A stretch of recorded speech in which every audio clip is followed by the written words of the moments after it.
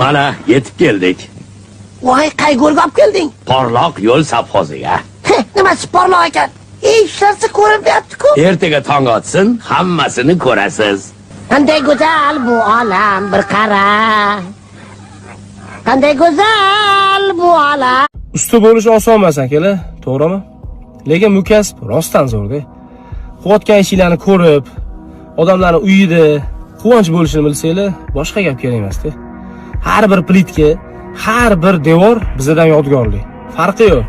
U malyarmi, elektrikmi, santexnikmi, kafelchimi, quruvchimi, suvoqchimi, qilayotgan ishi o'zidan yodgorlik bo'ladi.